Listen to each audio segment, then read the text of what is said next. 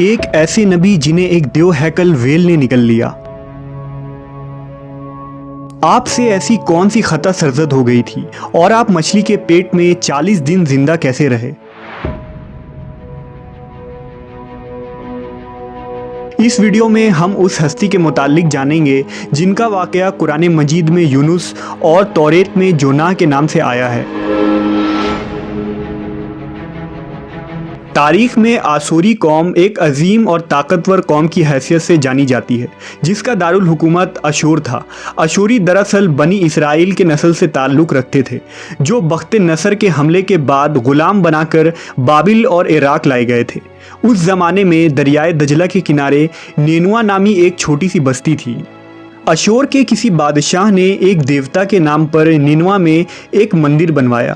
رفتہ رفتہ دوسرے بادشاہوں نے بھی مندر اور عمارتیں بنانا شروع کر دیں اور ایک دور ایسا آیا کہ یہ چھوٹا سا علاقہ سلطنت اشوریہ کے عظیم الشان دارالسلطنت میں تبدیل ہو گیا۔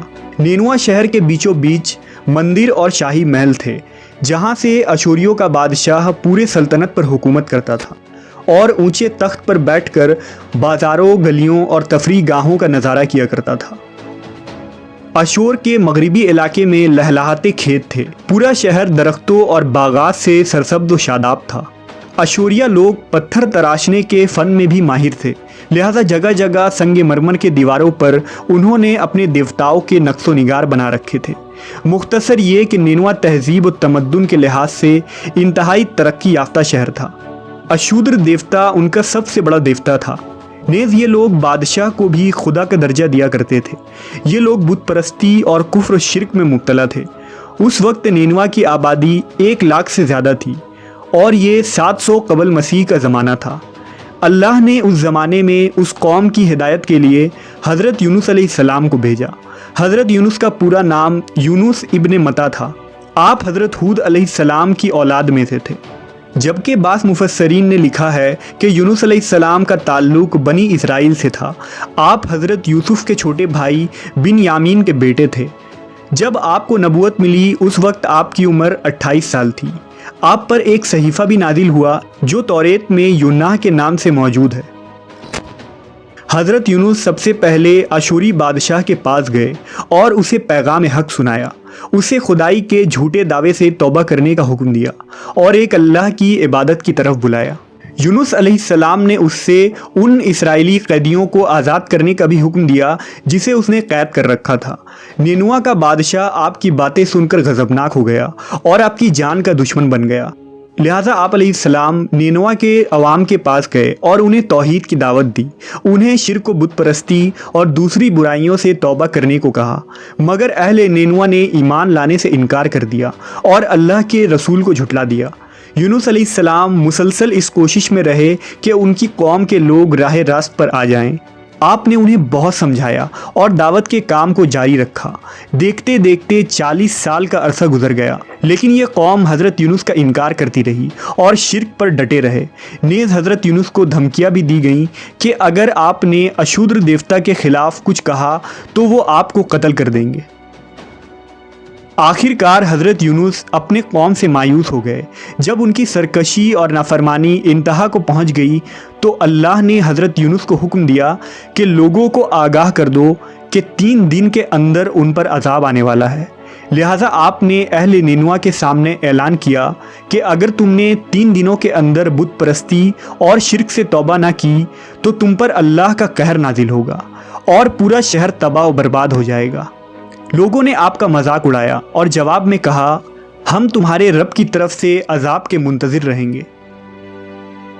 آپ کی قوم نے آپس میں مشورہ کیا تو اس بات پر سب کا اتفاق ہوا کہ یونس کو کبھی جھوٹ بولتے نہیں دیکھا گیا، لہٰذا ان کی بات نظر انداز نہیں کرنی چاہیے۔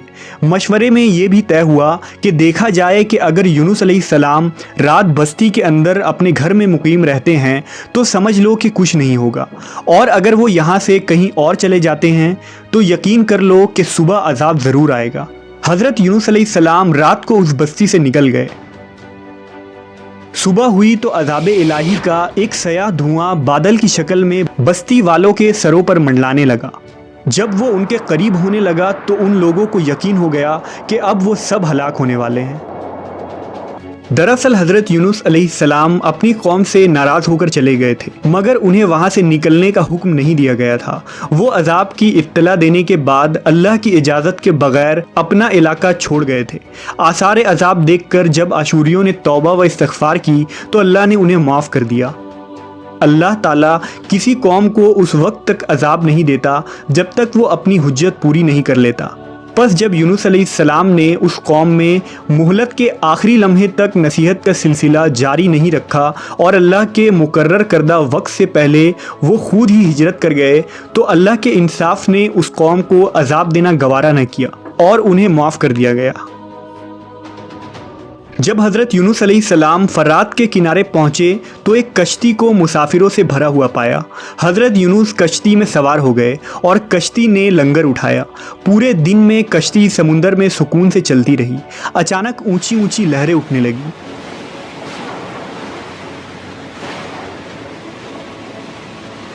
لوگوں نے اپنا ساز و سامان سمندر میں پھینک دیا کہ کشتی کا بوجھ کم ہو جائے، لیکن کشتی کا بوجھ پھر بھی کم نہ ہوا۔ جب کشتی ڈگمگانے لگی تو کشتی کے غرق ہونے کا یقین ہونے لگا۔ اہل کشتی نے اپنے عقیدے کے مطابق کہا کہ ایسا معلوم ہوتا ہے کہ اس کشتی میں کوئی غلام اپنے آقا سے بھاگا ہوا ہے۔ جب تک اس کو اس کشتی سے الگ نہ کیا جائے گا نجات مشکل ہے۔ یونس علیہ السلام نے سنا تو ان کو تنبیہ ہوا کہ اللہ کو میرا نینوا سے وحی کا انتظار کیے بغیر اس طرح چلے آنا پسند نہ آیا اور یہ میری آزمائش کے آثار ہیں۔ یہ سوچ کر انہوں نے اہل کشتی سے فرمایا کہ میں ہی وہ غلام ہوں جو اپنے آقا سے بھاگا ہوا ہوں۔ لہذا 3 مرتبہ قرعہ اندازی کی گئی اور تینوں مرتبہ حضرت یونس کا نام نکلا۔ تب مجبور ہو کر انہوں نے حضرت یونس کو دریا میں ڈال دیا۔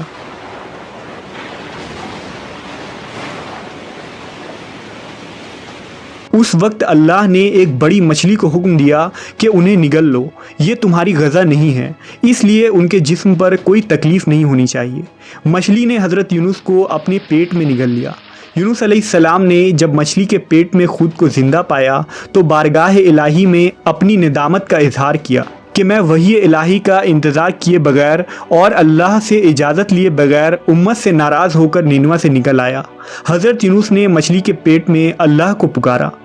ان پر 3 اندھیرے اکٹھے ہو گئے تھے، رات کا اندھیرا، مچھلی کے پیٹ کا اندھیرا اور سمندر کا اندھیرا۔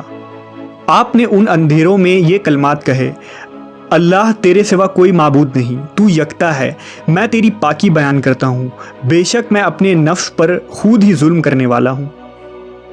روایتوں کے مطابق اگر حضرت یونس یہ تسبیح نہ کہتے تو قیامت تک مچھلی کے پیٹ میں رہتے۔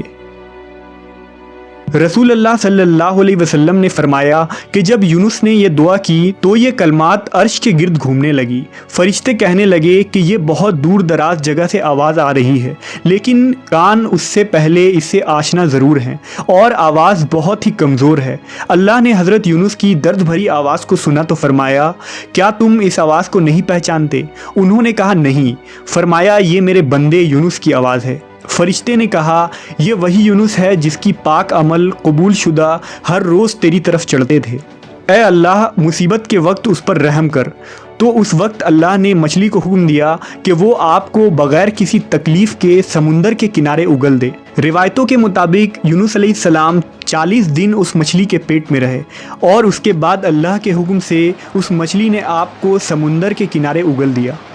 مچھلی کے پیٹ میں رہنے کی وجہ سے آپ کا جسم ایسا ہو گیا تھا جیسے کہ پرندہ کا پیدا شدہ بچہ جس کا جسم نرم ہوتا ہے اور جسم پر بال تک نہیں تھے۔ غرض حضرت یونس بہت ہی کمزور اور ناتواں حالت میں خشکی پر ڈال دیے گئے تھے۔ اس کے بعد اللہ نے سمندر کے کنارے پر ایک بیلدار درخت اگایا۔ روایتوں کے مطابق وہ کدو کا پودا تھا جس کے ذریعہ حضرت یونس علیہ السلام پر سایہ ہو گیا۔ اس کے علاوہ اللہ نے ایک جنگلی بکری بھیج دی جو زمین کی گھاس اور جڑی بوٹیاں کھاتی تھی اور صبح و شام آپ کو دودھ پلاتی تھی، یہاں تک کہ آپ تندرست ہو گئے۔ حضرت یونس درخت کے اس سائے میں جھوپڑی بنا کر رہنے لگے۔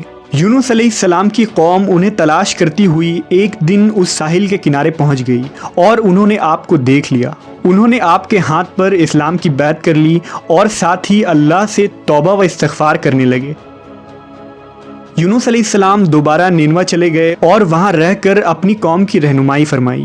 حضرت یونس کی زندگی نینوا ہی میں گزری اور وہیں آپ کا انتقال ہوا۔ اس قصے سے ہمیں یہ سبق ملتا ہے کہ کسی بھی حال میں اللہ کی رحمت سے مایوس نہیں ہونا چاہیے۔ دوستو یہ تھی حضرت یونس علیہ السلام، جو کہ اللہ تعالیٰ کے بہت ہی بڑے برگزیدہ پیغمبر ہیں۔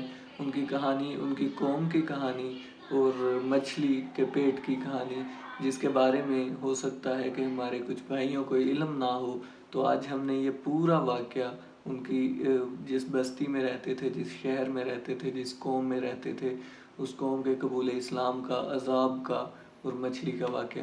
تو دوستو امید ہے آپ کو پسند آیا ہوگا۔ ملتے ہیں نیکسٹ ویڈیو میں، تب تک کے لیے اللہ حافظ۔